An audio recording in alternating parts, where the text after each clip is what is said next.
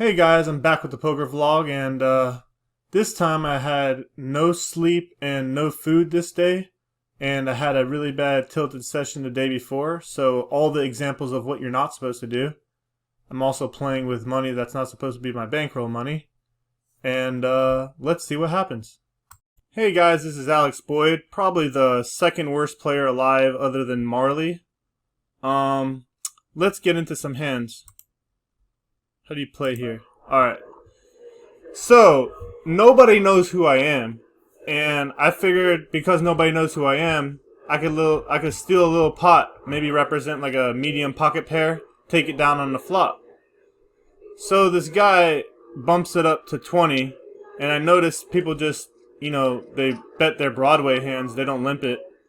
So I'm like, okay, I have a Broadway hand myself, but I don't contain an ace in my hand. So his is probably like ace, king, ace, jack, ace, queen. So I think about it for a second and I'm like, okay, what's calling me here are low pocket pairs or like higher Broadway card combinations. I raise it to 50 hoping that it'll just get called and I can take it down on the flop. But these guys have other plans, so check it out. This guy protects his pocket fives with the $50 call on the button. Button over limp looks kind of weak because he could be protecting a lot of hands here. So I guess ace king does have a valid point of re-raising. So if the button didn't call, I don't think ace king will re-raise here. I think he kind of messed up my plan. So yeah, he just jams it all in, and obviously I can't call. I snap fold. And then this guy thinks about it for a long time for no reason before folding. Let's just skip that. So a few hands later, I get ace king myself. And I always play ace king tricky. You'll never put me on ace king. That's the only hand you can't put me on. I'm not going to tell you how much I raise it pre-flop because then it'll give it away. But usually I limp over limp ace king unless I do something else. But this in the bad position that I am, I just limp over limp it. And flop comes good for me because I know I was ahead pre-flop. Even if I didn't have ace king of hearts, ace king, I'd still min raise his C bet. That means nothing. And the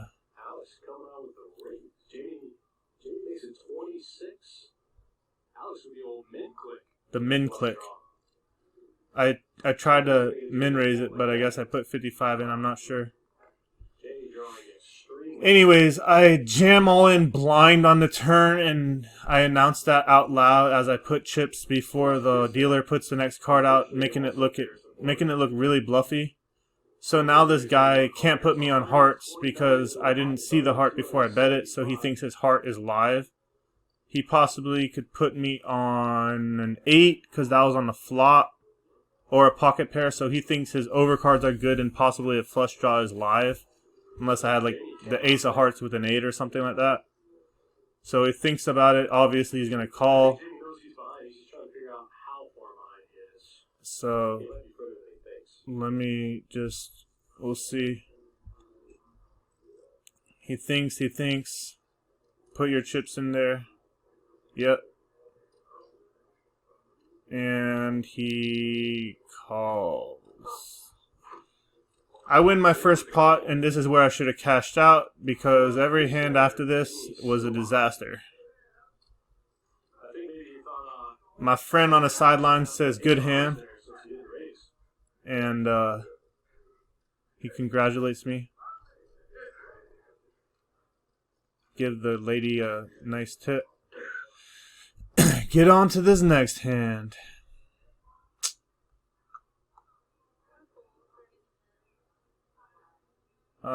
What is this hand? Okay, so this hand, I think I have ace queen of diamonds. and there was a button straddle of 5. I min-raise it to 10 because I want someone to squeeze late position if everybody limps, because everybody just limps anyway. And then I was just gonna either rejam or call, hit some equity, and then check raise all in. But nobody did that, so I just hit an ace, and I played it really tricky by betting the same amount on the flop, turn, and river. I bet 35. People don't respect the ace in a live stream game, I guess, so they just call. Turn comes a queen. I can't put a guy on a heart unless he has the exact hand he has, but he didn't raise it pre-flop, so I couldn't put him on kings with a heart. I was hoping he had an ace with another a kicker, like an ace king or ace jack. And if he has a pair on that board, it's 25% chance that the other card's a heart, so that's why I bet the river here. I'm always going to bet the river with 4 hearts on the board to get value from a weaker ace. And he just happens to have the nuts, so he auto re-raises 100 on top. I don't think for too long before I call, because I'm a bad player and I'm really tired and I don't know how to not be a donkey. Alright, so this next hand I get, what do I get? Oh, this is a good one. I get ace 3 offsuit. So people here, you know, they raise with their aces, big aces. So nobody has an ace because nobody bet like 20 pre-flop. Nobody raises to anything less than 16 on this in this game. Kevin asked about the button straddle here in the live stream game. So we let him do it in this game to juice the game up a little bit. Oh, well, this guy made it 15. So I call the 15 and ace high board, so I basically have the nuts. So he can't. I'm trying to hope he hits a pair on the turn, so he can maybe check that, then bet the river, or even bet that turn. When I check it, I'm putting him on a jack if he's gonna bet it. Obviously, I didn't see the backdoor flush draw because I have like the ace of diamonds. He leads for 20 and I call. Or I guess he doesn't lead. He just bets after I check. And I check, let him bet, and I call. And show him the bad news.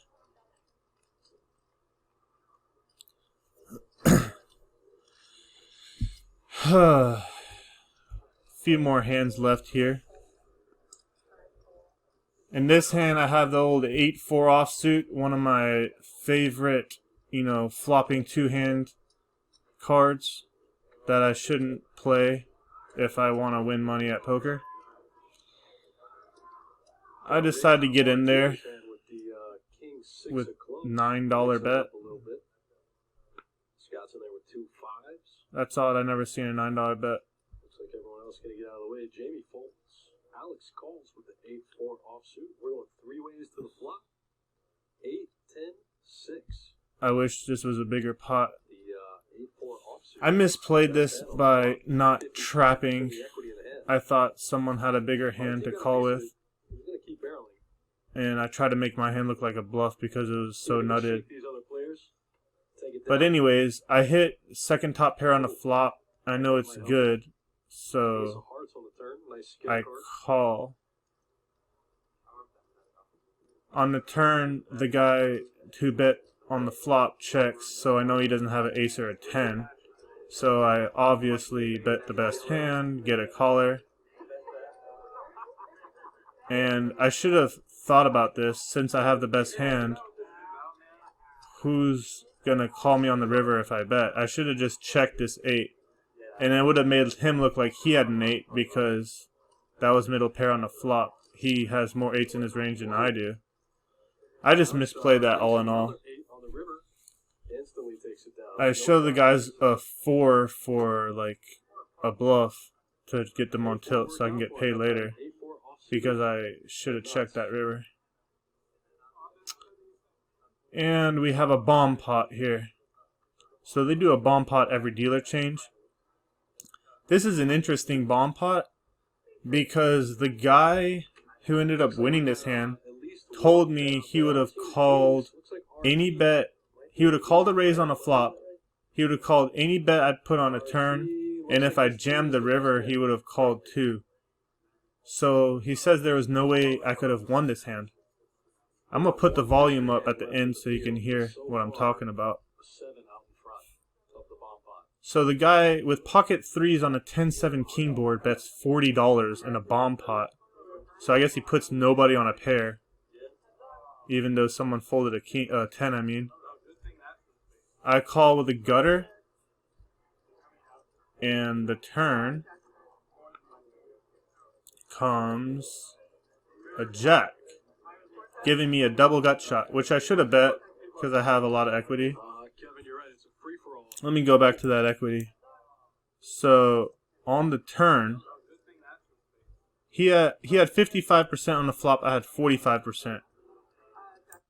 On the turn, I had 32%. But I guess that ace is really a brick because if I had a queen, it's like it's such a strong combo. I probably would have bet it. But he bet 115 and my stack was 217. So if I shove, it's 102 more. He told me he would have called because the pot would have been like $400 and he can't really fold. So let me put the volume up right here. I don't know if there was a way you could win.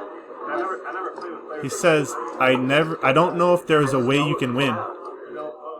He says he knew what I had and he didn't know if there's no way I could win basically.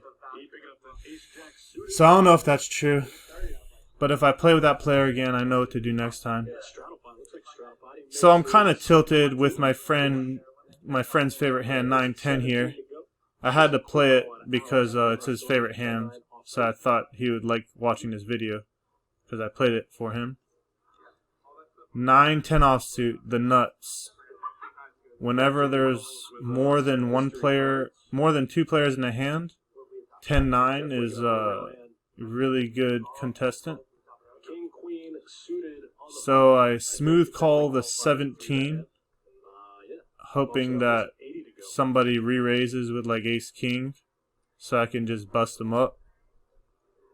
And this guy tanks for a little bit before putting in the call. And I'm just bringing my 80 out because I know I'm snap calling. I call soon after he calls. Something's telling me that, Alex, you're going to win this hand. Put your money in the pot. And so I do that. I probably should have shoved pre-flop. I might have got more money out of it. I'm not that good, though. So, what's this guy thinking with? We can't see his cards because the reader doesn't always work. Jamie folds his mystery hand, and we're going 3 ways to the flop with already. So the flop comes a gut shot straight draw. 8-6-8. I hold the 9 of clubs in my hand, so I'm blocking flush combinations. So I don't think somebody can call on such a bad board with like ace-king. Because I can easily have pocket 7s here. I could have pocket 9s. I called an overcall. Like I can have so many. I could have anything here that's like middle pocket pair and be good on that board. That's one of those. Well,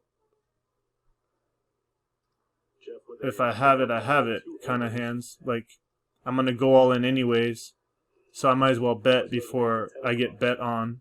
Maybe I could fold out the equity of the other people before they suck out. And of course he snap calls and I suck out no clubs because I run like God sometimes until I don't. Showing pretty thin. He had all the clubs wrapped up. And we get into this next hand where I bluff the smallest pot of the whole live stream. I raise it up to a good $8 with the straight flush draw cards, 5-3 of hearts. Seeing if he can pull it off. 2,300. So the flop comes 4-7 deuce, and I get open-ended. The guy who called me pre-flop is a tighter player. So I bet this flop. He flops the open-ender. I decide not to go for the triple barrel because triple barrels, they look too bluffy. Gets a little action. And if you triple barrel and overcards come out, the only hand they can put you on is a flush draw that hit one of the overcards. So I check the turn, and then I bet almost a pot-sized bet on a river. Either I had a better hand on the flop, or I improved on either the turn or river. The only hand I'm betting on a turn here is a queen. Maybe queen something of spades, or just ace-queen that hit the queen. And I talk him into a fold because he took a little bit too much time. Usually when people take their time, they call. So now I just ask him to call me because I don't want him to call me. And I show him the bluff. Alex gets one through. Going on to the next hand. The big slick suited. This hand, Strong starting hand. I have Jack 4. Alex with the juice four. So this hand, Jamie with the 2-3. I ended up, the river action only depended on how much money I had in my pocket. This could get pretty interesting. I flop a pair of 4s, Everyone and the guy who raised pre-flop checks, so I know I have the best hand here. I bet 1/3 of my stack. I don't think people pay attention to stacks here. They just kind of, if they feel like they're gonna win, they just put their money in. leads out with the So four suited. he calls $50 with bottom pair with backdoor flush draw. Gets called by Jamie. Who He picks up checks the hard turn, so I think there's no way he can win makes unless he hits a diamond. Instead, a heart comes, and he bets my stack to make it look bluffy. It's gonna be hard to get value here from Alex. Um, With one pair on one. I don't really go into the tank here. I'm either snap calling or snap folding, and I didn't come to this live stream to not call every bet. Best run out for middle pair. I know you have to have 200 to come in, and I only have 100 left in my pocket. So I asked the dealer if I'm allowed to rebuy, and she says no, I can't rebuy for 100. Then somebody else says you can rebuy for 100. Bet here on the river trying to make So if I win this pot, I'm gonna have a decent stack. So if I have an opportunity to get a decent stack, I'm gonna take it. And so I asked the dealer once again, can I rebuy? Somebody else says you can, and she says yeah, I guess you can. So that's the only reason I call here. Let me put the volume up so you can hear it.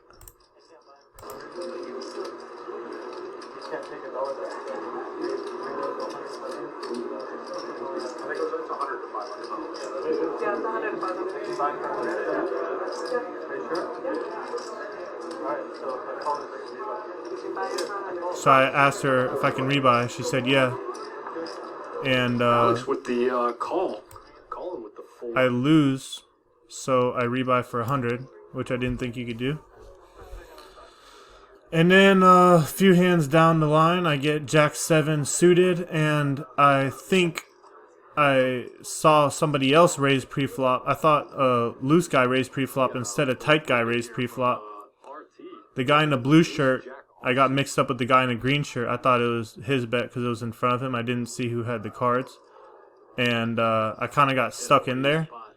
Then this guy who plays like a lot of hands shoves all in. I don't think he has a pair here.